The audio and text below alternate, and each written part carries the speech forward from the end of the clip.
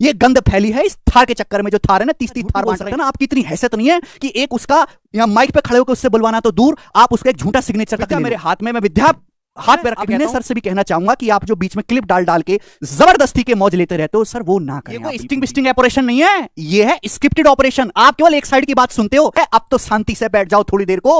और ये जो 2021 का टॉपर है, आप कह रहे हो कि कैरेविल में 15 लाख रुपए में वो बिका है, तो इसकी क्या गारंटी है कि आपने अपने ऑफिस में बुला के उसको 25 लाख रुपए देके नहीं कहा कि भाई तू ऐसा ऐसा बोल दे जरा? इसकी क्या गारंटी है मैम, ये तो बताइए जरा आप। वो लड़का, उसका दोस्त वीडियो में कह रहा है, ma'am you were the first choice. आप हमेशा से टॉपर खरीदने की फर्स्ट चॉइस है। एक बार मुखर्जी नगर में टीचर से जाके तो आप पूछिए, 4 टीचर आपके साइड में खड़े नहीं होंगे आपको अच्छा आदमी कहने के लिए, और कहेंगे तो भी इस बात पे क्योंकि वो आपका डरते हैं, और कोई कारण नहीं है। आप गौरव गर्ग सर का एक कमेंट पढ़ के देख लो, पूरा का पूरा उन्होंने पूरी धज्जे उड़ा रखी है आपकी, हैं 5 साल पुरानी बातें लड़का रैंक बनाया था एसएससी सीजीएल में, आपने खरीद लिया, हर एक बच्चे को पता है। आपने तो वो उल्टे सीधे गंदे काम कर रखे हैं ऑफलाइन में। जहां तक मेरे जैसा शरीफ आदमी ऑनलाइन से जो बना, जिसने ऑनलाइन को एक दिशा दी, अच्छी डायरेक्शन में लेके गया, वो कभी सोच भी नहीं सकता। वो आपने गलत काम कर रखे हैं। ये रैंक 1 फेक है, रैंक 7 भी फेक है, 60 भी फेक है, 80 भी फेक है, सब खरीद ले। इनको खरीदने का पैसा कहां से आया? तुम छोड़ गए थे हमारे पास, मेरे पास कहां से आया था? मैं तो बहुत गरीब घर से उठ के आया हूं, मेरे पास खरीदने के पैसे कहां से आ रहे हैं इन सब लोगों के? और दूसरी बात कि सीजल वाले तो बिक गए, उनका तो आधे बच्चों का जो सीजल में जाना चाहते हैं उनका मतलब ही भ्रष्टाचार करना है। सीडीएस तो डिफेंस का पेपर है ना, सीडीएस का बच्चा तो भ्रष्टाचार नहीं करेगा ना, वो तो देश को संभालने वाला है। अगर एसएससी सीजीएल के सारे ऑफिसर की सैलरी और आपकी जीवन भर की कमाई भी दे दी जाए ना, तो आप एक सीडीएस के बच्चे से माइक पे नहीं बुलवा सकते कि सर मैं आपसे पढ़ाऊं, मैं उनसे नहीं पढ़ा। वो तो सीडीएस का बच्चा तो भ्रष्टाचार नहीं करेगा ना, वो तो देश को संभालने वाला है। अगर एसएससी सीजीएल के सारे ऑफिसर की सैलरी और आपकी जीवन भर की कमाई भी दे दी जाए ना, तो आप एक सीडीएस के बच्चे से माइक पे नहीं बुलवा सकते कि सर मैं आपसे पढ़ाऊं, मैं उनसे नहीं पढ़ा। वो तो लड़का झूठ नहीं बोल सकता ना। आपकी इतनी हैसियत नहीं है कि एक उसका यहाँ माइक पे खड़े होकर उससे बुलवाना तो दूर, आप उसका एक झूठा सिग्नेचर तक ले लो।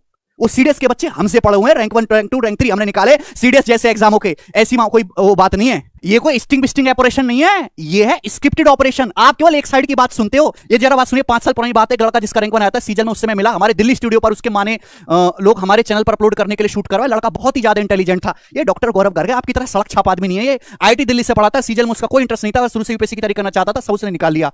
एसएससी सीजीएल तो बस उसने ऐसे ही दे दिया था, किसी कहने पर रैंक 1 भी आ गया। उसने मुझे बताया कि कैसे हस्बैंड और वाइफ, समझे, काले कारनामे आपके जो बहुत बड़ी अलग अलग कोचिंग चलाते, उससे रोज फोन करते थे, आज हमारे पास आया। या आपके काले चिट्ठे आज के नहीं तो 10 साल पुराने चल रहे हैं।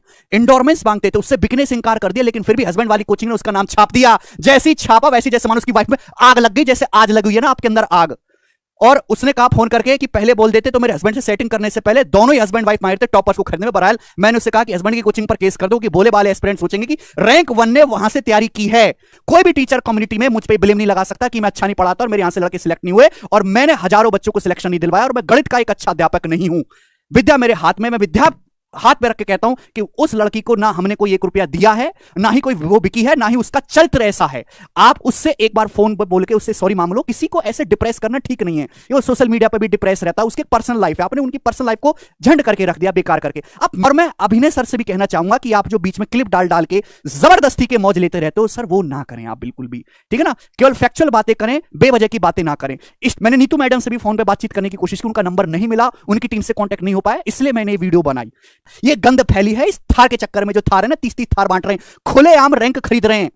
जो बच्चा हमसे पढ़ा, किसी और प्लेटफॉर्म से पढ़ा, वो आपका भी बैच लेगा और आपके बोलेगा सर आपके बैच में जाके कि मैं आपसे पढ़ाऊं सर, मुझे थार दे दीजिए।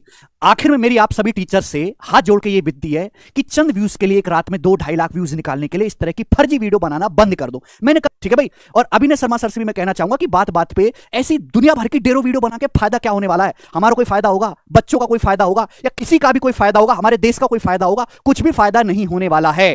तो भाई टीचर्स ध्यान दे पढ़ाने पे, बच्चे ध्यान दे कैरियर बनाने पे। और ठीक है, धन्यवाद भाई।